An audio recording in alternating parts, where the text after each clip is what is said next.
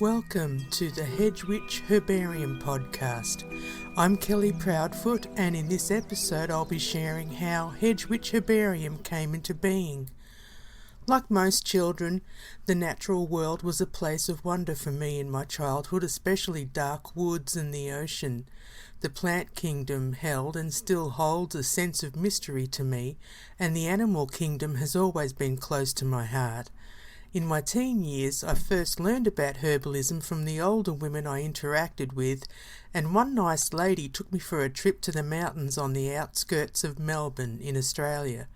We visited a herb farm and bought seedlings and books, and I remember that the proprietors had 2 geese which acted like guard dogs.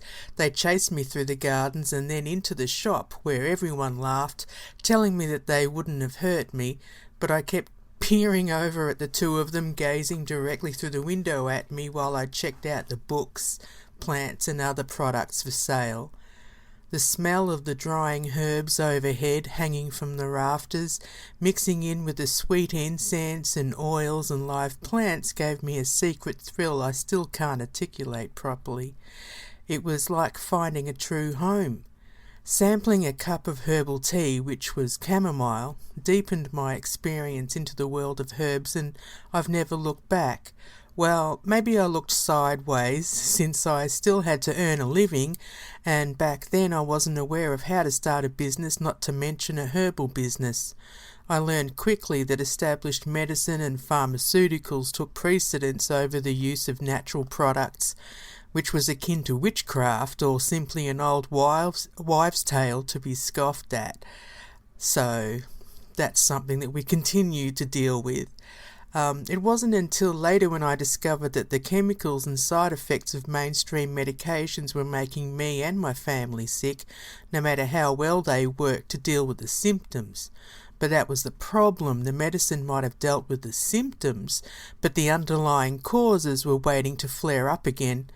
Learning that eating a whole food diet without added chemicals was a step in the right direction. At first, I was disappointed when I started dabbling with herbalism, since the medications I was used to contained manufactured compounds at higher strengths and doses, meaning that relief was a lot faster than the herbs. Again, I discovered the difference. Mainstream medications are a quick fix, and even the long-term drugs are maintaining the status quo without dealing with the underlying issues of poor health and bad eating habits. When eating a healthy, balanced diet and using herbal medicine intermittently, as well as daily for ongoing maintenance, I discovered that my need for the mainstream medications dropped sharply. I was no longer suffering chronic inflammation, which was also helped by dropping wheat and gluten from my diet, and I wasn't reaching for the pills when I got a headache or back pain, for example. Cutting out processed foods and concentrating on organic whole foods, along with creating my own medicine and teas, has helped me develop a much healthier lifestyle without paying for weight programs, costly medication and regular doctor visits. My first step into becoming properly educated about herbalism was when I found the Chestnut School of Herbal Medicine. After wading through countless herbal schools and programs, I discovered Chestnut accidentally. Curious to learn more, I clicked on their link and immersed myself in their intensive teachings, which went for 2.5 years. In comparison to the other programs, the Chestnut School of Herbal Medicine offers several courses, with the main one being the Herbal Immersion program. Opting to pay per month, I signed up and was immediately ensconced in gorgeous materials, like workbooks that were rich in detail and beautiful images, countless videos, a forum to share your progress with other students and staff, and other wonderful perks, which includes discounts at various herbal and gardening supplies.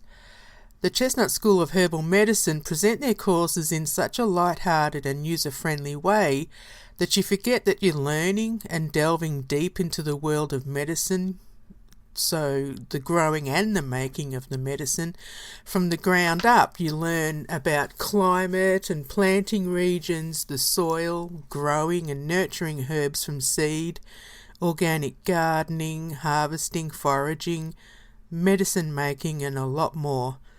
And the projects were so much fun, which took away my fear of making my own tinctures, teas and elixirs. After 2.5 years, I successfully completed the Herbal Immersion program, and I'm excited to share my wisdom with you.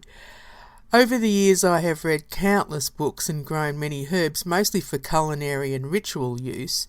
Now that I know about herbal medicine, I love the idea of making herbal products not only in line with good manufacturing processes, but which are also aligned with pagan principles. Being a crone myself, I deal with issues such as hypothyroidism, occasional adrenal fatigue, thinning hair, and type 2 diabetes. I have to take medicine for my thyroid, but I formulate my own teas and tinctures to help combat the side effects and to help my thyroid perform at optimum levels whenever I can. Hormonal issues such as hot flashes are a thing in the past for me, thank goodness. However, I'm still dealing with thinning hair and keeping my sugar down. When you're over 50, postmenopausal, and dealing with health issues, it can be a challenge, especially when you're stressed with a hectic lifestyle.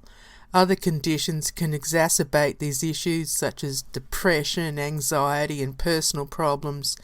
From a psychological point of view, women are considered, or consider themselves, past their prime when they're over 30, not to mention 40 or 50. When I reached 50, I thought it was all downhill from there. With my health dwindling, enduring joyless employment and suffering from depression over being old and other things, with nothing to show for my life, or so I thought, I felt like I'd already had my turn and that I'd failed miserably. I decided it was time to turn over a new leaf and make my life worth living, starting with my diet. I knew that I was giving my body terrible fuel when it came to eating, so I started researching good health, doing my best to drop processed foods where possible, giving up wheat and gluten where possible, and preparing organic meals, and also choosing healthy options when eating out and exploring alternative healing helps with developing a good diet. Getting back into herbalism's also reignited my pagan side.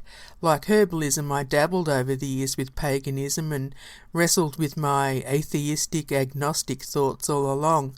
Getting back into nature and growing my own herbs and veggies when I can, and seeing the correlations between medicinal and magical herbalism helped me reaffirm my path. Now I feel like being a crone is honourable and righteous. I think of my life now as a second wind, filled with possibilities and continued learning. And to pass on that learning and to help others is deeply exciting for me. When asked by other people about getting older, my favourite artist, Vali once said, and I love to share what she said about getting older, which was, I'm a wild goose on the home stretch. And you should check out Vali. She's a wonderful Australian artist, or she passed away, of course, in the early 2000s, but I actually met her and spent some time with her. It was just a shame that she passed away, but you should check out her artwork. It's amazing. And I always kick myself because she had said to me a few years before she passed away that she'd love to do a painting or a drawing of me, and if I'd sit for her, and I said I'd love to, but because I was working all the time, I didn't end up going ahead and doing that. So that's something I've always kicked myself for. I would have loved for her to draw me. Not that it's not a vanity thing. It was just, it would be interesting to see her interpretation. So apart from herbalism, of course, and practicing the craft, which I do in a more natural, solitary way. I'm not the kind of witch who goes out there putting it in people's faces. As a matter of fact, a lot of people, when they get to know me and find out that I dabble in that side of things, they're really surprised.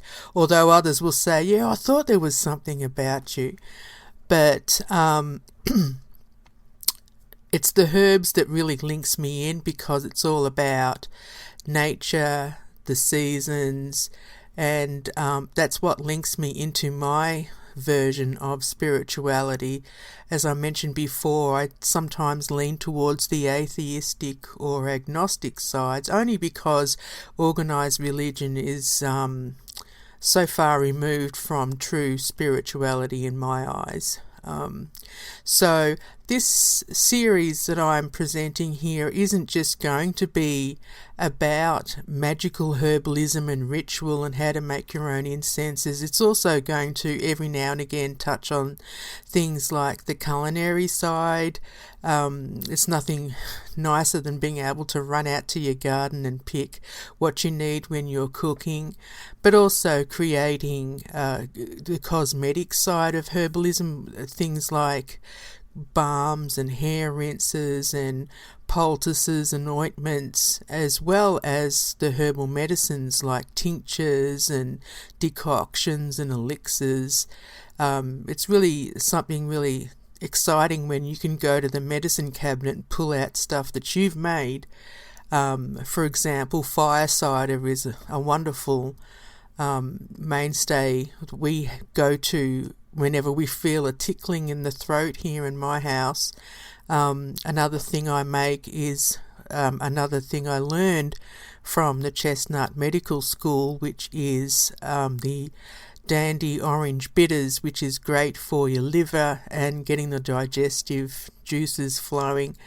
And another thing that they make is coolio-weedios, which is a Ukrainian blood cleanser, which is really great for, as the teacher Juliet says, when you feel the punies coming on. It really helps to boost your system.